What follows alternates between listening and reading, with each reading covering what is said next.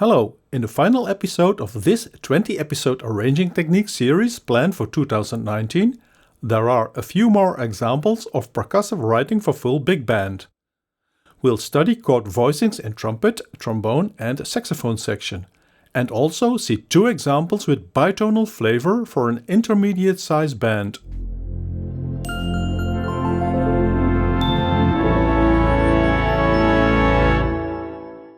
The audio demos of these percussive ensemble phrases serve as companion material to my ebook Arranging by Examples, the practical guide to jazz and pop orchestra arranging, available in the webshop. We'll have a look at a swing-style tutti phrase and apply the percussive ensemble arranging technique. This condensed score shows a big band tutti, with the lead trumpet in the upper register.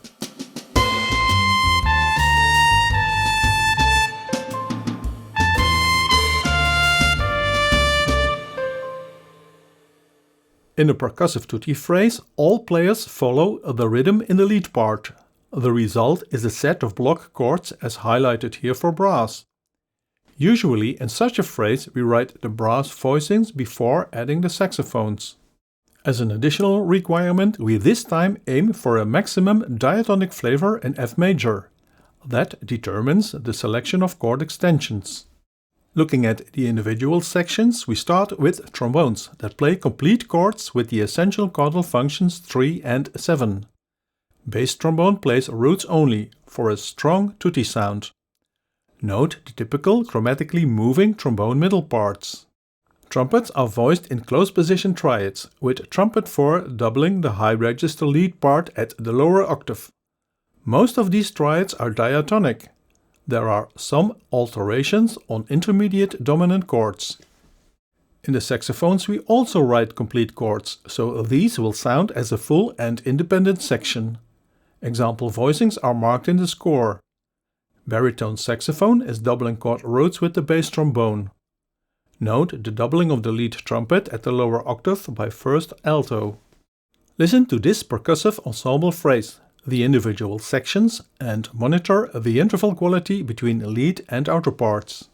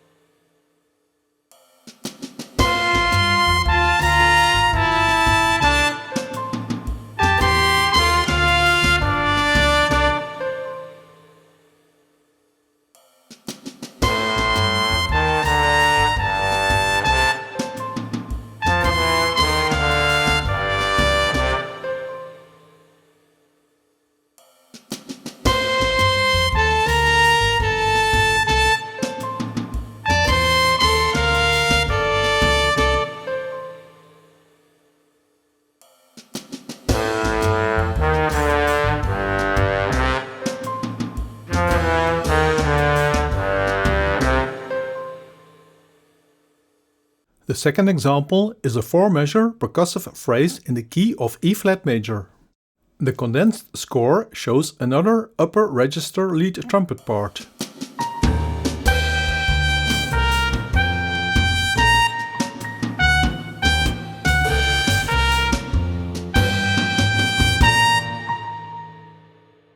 The harmonization contains a set of chromatically descending extended secondary dominant chords, a technique that we have seen so often in previous episodes from this series. Also note the occurrence of exact parallel leading tone chord motion in the brass, an arranging technique about which there also is a separate tutorial. Inspecting the trombones, note the consistent roots in the bass trombone and the essential functions plus one extension in the 3 upper trombones. However, there's a colossal error in measure 3, which has an E-flat dominant 7 instead of the correct D-flat 7. I think that after hundreds of hours preparing these 20 arranging technique episodes in utmost concentration, while struggling with music and other software disasters and redoing quite a few graphics and audio fragments, I am entitled to this gross blunder. And unfortunately, I miss the support from beloved Zenobia, the indispensable genie for impeccable quality control. So please forgive me in my despair. Trumpets play mostly triad voicings, with the usual octave doubling between outer parts. Note the pattern of many minor triads, some alternating with their parallel major triad. We put the 5 saxophones in the middle register, with example voicings marked in the staff. Note the complete chords with 3 and 7, plus extensions and occasional doubling. Baritone saxophone is doubling bass trombone, playing roots only. Consecutively, you'll hear the individual sections, the tutti ensemble and the interval relations between pairs of lead and outer parts.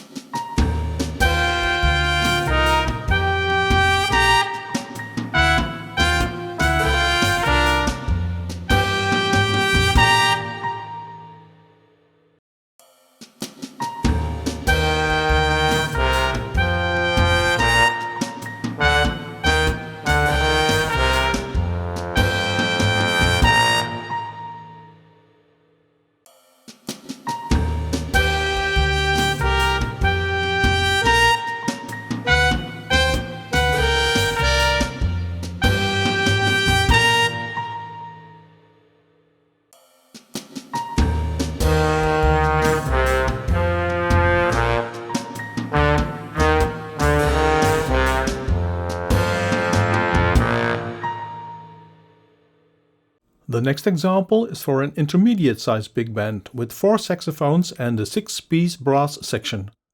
I'll create a bitonal flavor by carefully selecting chord extensions. The condensed score shows the intermediate-sized big band. Lead trumpet plays in the mid-high register.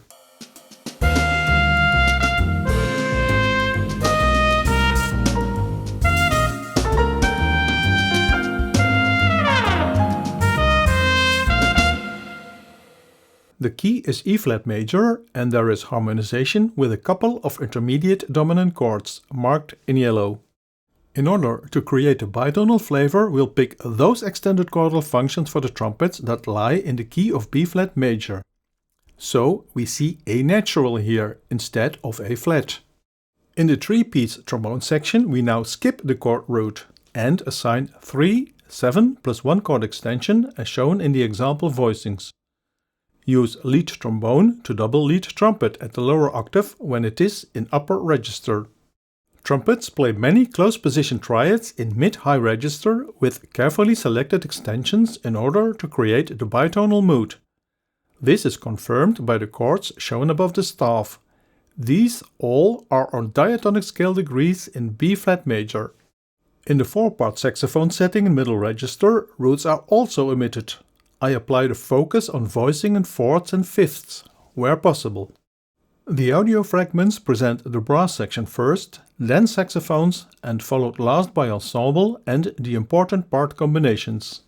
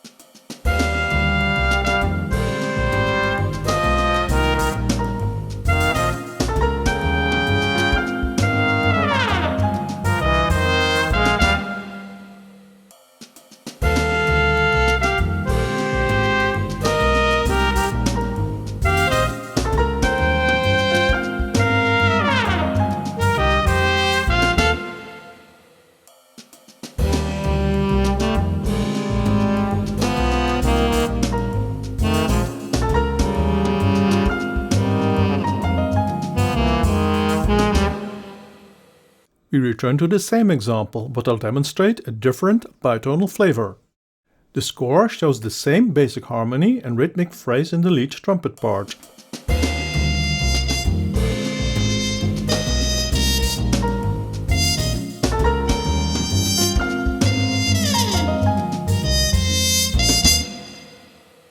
You'll find the same intermediate dominant 7 chords as in example 3. However, this time we create a different bitonal flavor by again selecting appropriate upper chordal functions.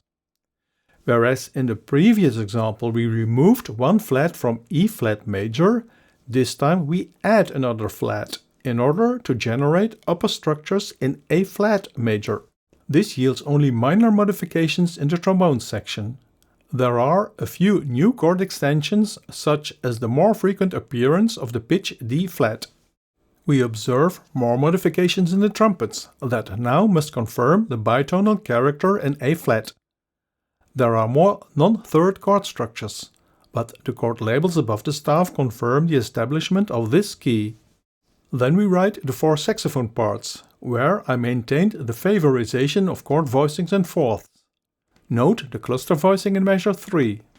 Listen to the individual sections, check the interval quality in pairs of lead and outer parts, and then we conclude with the full ensemble.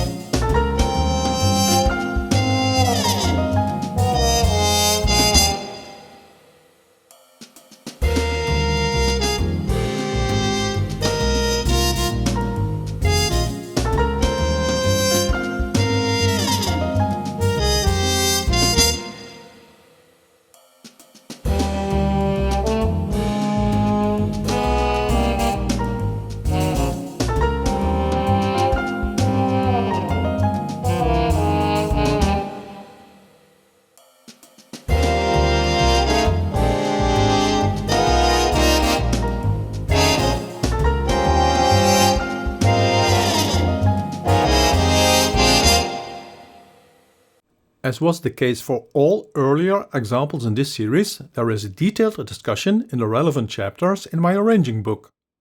Order the book from the web store and receive your copy within 24 hours.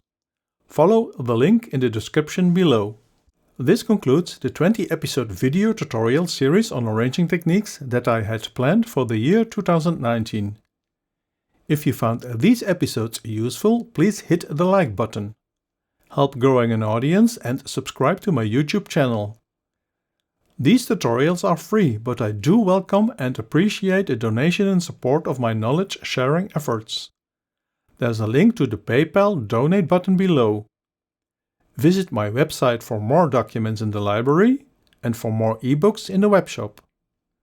Have a happy and successful arranging trip, and thanks for watching.